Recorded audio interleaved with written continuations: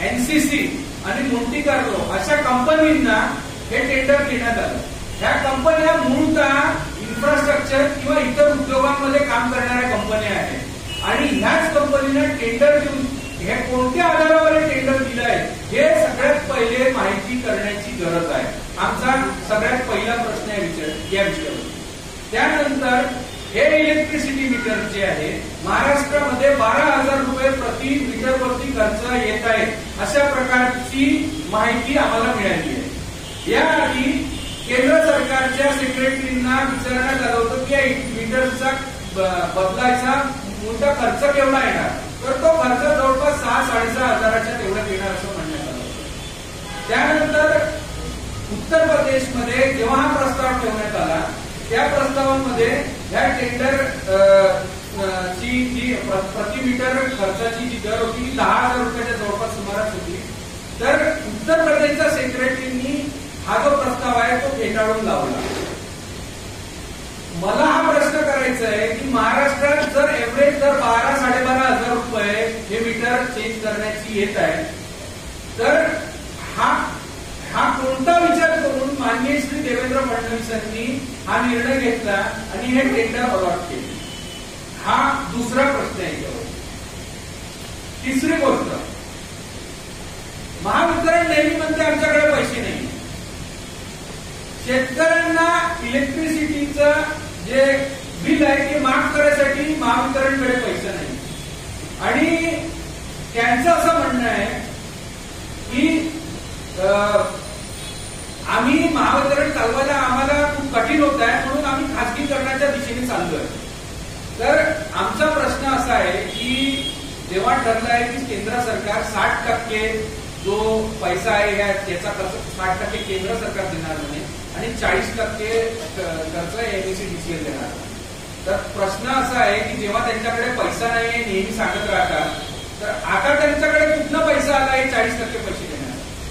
प्रश्न असा आहे की जेव्हा त्यांच्याकडे पैसा नाही आहे एक तर ते कर्ज घेतील नाहीतर तुम्हाला शेवटी तुमच्यावरती कोणत्या ना कोणत्या प्रकारचा चार्ज करून जनतेकडनं तो पैसा घेतील. प्रश्न हा आहे की जेव्हा तुमच्याकडे पैसा नाही तुम्ही जनतेकडनं पैसा घेणार आणि केंद्र सरकारी काही स्वतःच्या खिशातनं पैसा देत नसते ना, ते लोकांच्या टॅक्सचाच पैसा आहे. तर हा लोकांच्या टॅक्सचा पैसा कशा प्रकारे ह्या भांडवलदारांकडे ह्या दोन्ही कॅपिटलिस्ट जे बिझनेसमॅन आहे यांच्या खिशात कसा टाकता येत आहे हे आपल्याला इथे दिसून येतं. आणि तेच प्रकारे तुम्ही बघू शकता की त्या इलेक्ट्रॉनिक बॉन्डमध्ये कोणत्या कोणत्या कंपनीनी कोणत्या पॉलिटिकल पार्टींना पैसे दिले आहे ते सगळं आता उघडकीस आलं. त्यानंतर विषय हा आहे की हा इलेक्ट्रिसिटीचा मीटर आहे याला बदलवायचं कारण कोणतं आहे, काय असं एक सडनली एक असं विषय आला की यांना बदलवायचं आहे. प्रश्न असा आहे की ह्या लोकांना इलेक्ट्रिसिटी म्हणजे एक मूलभूत सुविधा आहे आणि यांना या देशातल्या सगळ्या मूलभूत सुविधा विकायच्या आहेत. तुम्हाला ज्या मूलभूत सुविधा सरकार जी देत असते त्या मूलभूत सुविधा सगळ्या प्रायव्हेटाईज करायच्या. हे संघीय ढाचा जे कॉन्करंट लिस्टवरती अटॅक करून राहिल्या संघीय ढाचा तोडायचा प्रयत्न करतायत. हे इथल्या जे खासगीकरणात जे सगळे जे सरकारी कंपन्या आहेत त्याच्या खासगीकरणाच्या मागे लागले आहे. त्या खासगीकरणामुळे हे प्रीपेड मीटर्सच्या निर्णयामुळे कितीतरी त्याच्या अकाउंटिंग डिपार्टमेंटचे आणि असेसमेंट डिपार्टमेंटचे कितीतरी जे कर्मचारी आहे यांच्या नोकऱ्या जाणार आहेत. त्यानंतर ह्या लोकांचा पैसा लुबाडून त्यांच्या स्वतःच्या राजकीय पक्ष चालवण्याकरता हे सगळे निर्णय घेत आहेत. आमचा खतरनाक आरोप आहे आणि आमचा विरोध आहे की हे इलेक्ट्रिसिटी प्रीपेड मीटर महाराष्ट्रात लावू नये आणि आम आदमी पार्टी ह्या प्रीपेड मीटरच्या विरोधात पूर्ण महाराष्ट्रभर एक आंदोलन छेडणार आहे आणि हे आंदोलन रेटून लावणार आहे. जोपर्यंत सरकार हा निर्णय मागे घेत नाही तोपर्यंत आम आदमी पार्टी या विषयावरती आंदोलन करीत राहणार हे ठामपणे मी आज इथं जाहीर करतो. येणाऱ्या काळात 1-2 दिवसांनी आम्ही महावितरण वरती महावितरणच्या मुख्य ऑफिसमध्ये जिथे त्याचे मुख्य अधिकारी बसतात तिथे 1 किंवा 2 दिवसामध्ये आम्ही आमचा मोर्चा घेऊन जाणार आणि ह्या विषयावरती हा विषय जो आहे हा जनतेपर्यंत घेऊन जाणार आणि जनजागृती करून ह्या विषया हा जो सरकारचा निर्णय हा बदलण्याचा प्रयत्न उसका किया है। उसके लिए आपको हम पूरी रिसर्च हुई है और उसके आपको हम लिटरेचर दे सकते हैं कि हैक करके क्या क्या किया जा सकता है। मैंने तो 4-5 पॉइंट बताया हैक करके क्या क्या किया जा सकता है। आपको ठगा भी जा सकता है, आपके ऊपर हमला भी किया जा सकता है, पूरे इंडिया से हमला किया जा सकता है, पूरे सब मीटर एक साथ बंद कर दिया जा सकते हैं क्योंकि सर्वर को अगर कंट्रोल कर लिया तो बहुत बड़ी बात हो जाएगी। अब वो तो बहुत बड़ी बात है लेकिन चोरियां बहुत बढ़ जाएगी। आपको मालूम रहेगा कि मेरे यहाँ का कंजम्पशन का मिनिमम कंजम्पशन कम है, यानी 3 से 5 मेरे यहाँ अगर मिनिमम कंजम्पशन है, इसका मतलब ये है कि मैं उस घर में वो 3 से 5 नहीं रहता हूँ। तो ये मेरे को घर बैठे पता चल रहा है वो हैकर को, और वो इंफॉर्मेशन भेज सकता है। हैक करने वाला कोई और रहेगा, चोरी करने वाला कोई और रहेगा, और वो हैक करने वाला बैठा रहेगा दुबई में, चोरी करने वाला बैठा रहेगा नागपुर में।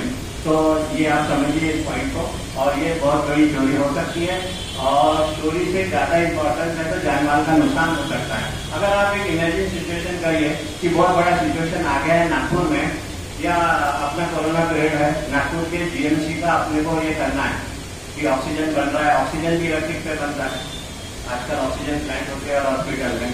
अगर वहां का लाइट बंद कर दिया, ऑक्सीजन सप्लाई बंद हो गया तो वो हॉस्पिटल से रुक गया।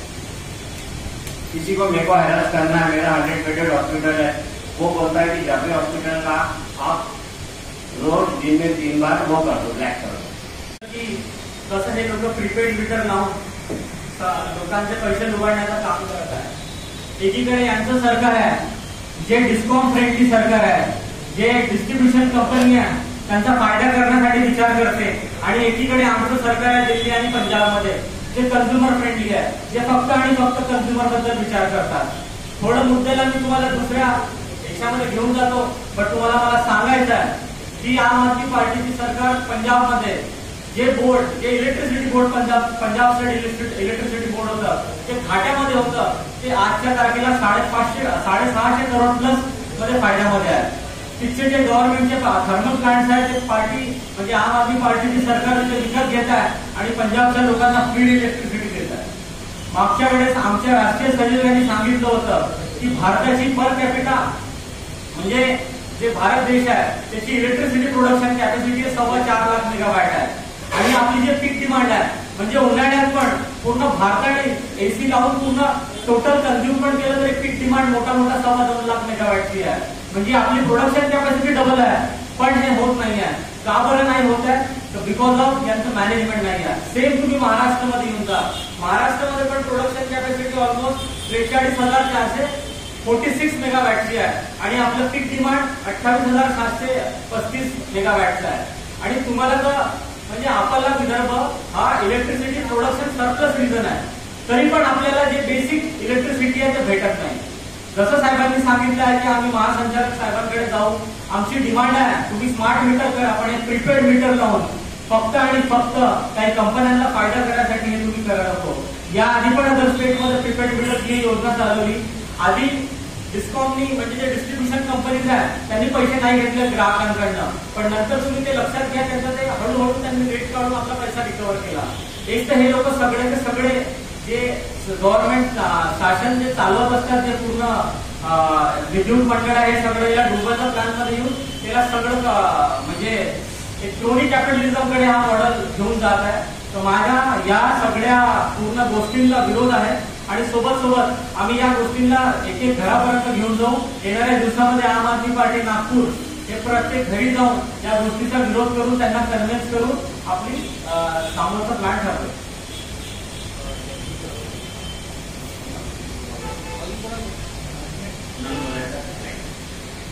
मी डॉक्टर सारी दिलीप जाते, सचिव महाराष्ट्र प्रदेश।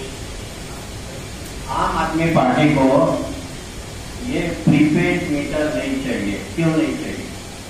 इसके फायदे जो गवर्नमेंट गिना रही है ये फायदे पूरे आईवॉश है। फॉर एग्जाम्पल वो बोलते हैं कि 5% बिल कम आएगा, लेकिन जो एक्सपेरिमेंट किया गया है रिसर्च टीम ने नॉर्मल मीटर और प्रीपेड मीटर को वो करके कंपेयर करके उसमें हर एक्सपेरिमेंट में ये पाया गया कि दोनों मीटर से जो कंजम्पशन हो रहा वो सेम हो रहा, कुछ 5% का अपने को फायदा बिल्कुल नहीं हो रहा। ये हो रहा कि उनका जो ये बोलना है कि ये इसका बिल कम आएगा तो ये पूरा आईवॉश।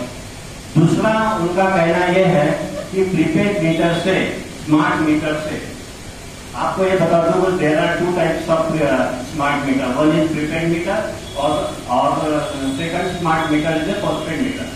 हमारा विरोध प्रीपेड मीटर को है, ये बात ध्यान रखना, स्मार्ट पोस्टपेड मीटर को नहीं है।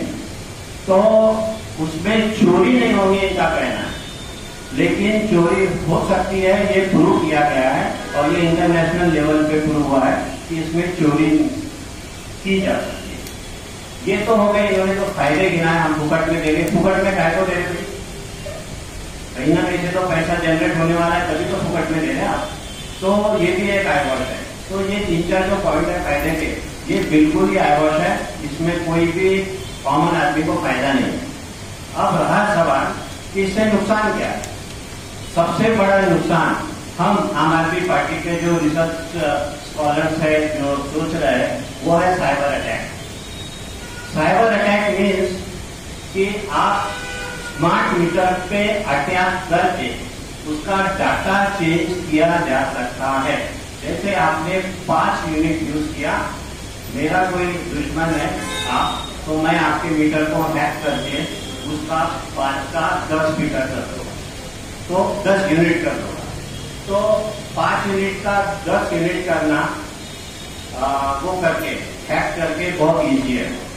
दूसरा ये हो गया कि डाटा चेंज करना। दूसरा डाटा चोरी हो सकता है, डाटा चोरी हुआ उसमें से हैक करके, तो लोगों को ये मालूम हो जाएगा हैक करने वालों को कि आपके घर में कौन से आवर्स में मिनिमम यूटिलाइजेशन ऑफ बिजली है। उस वक्त वो आपके घर पे अटैक करके चोरी की जा सकती है। ये बहुत बड़ा इसमें थ्रेट है जो गवर्नमेंट ने इसके बारे में कभी सोचा नहीं, शायद उनको इस बारे में मालूम नहीं। एक नई टोली खड़ी हो जाएगी साइबर अटैक की और ठगों की टोली, और ये टोली आपको फोन करके बताएंगी कि आपके घर में ऐसा हो गया है, हम आपका चेंज करके देते या अपग्रेड करके देते, और उसमें आपको वो उस तरीके से आपको वो मतलब आपसे वो करेंगे, खली करेंगे। ये हो गया उसका अटैक। अब ये रेडियो फ्रीक्वेंसी पे चलता है, तो ये एनवायरमेंटल फ्रेंडली भी नहीं है। रेडियो फ्रीक्वेंसी वाली जितनी भी चीजें हैं ये झाड़ों को, पक्षियों को हरदम घातक होते हैं, इसलिए और कैंसर क्रिएट करने का इसमें चांस होता है। Radio frequency is always dangerous.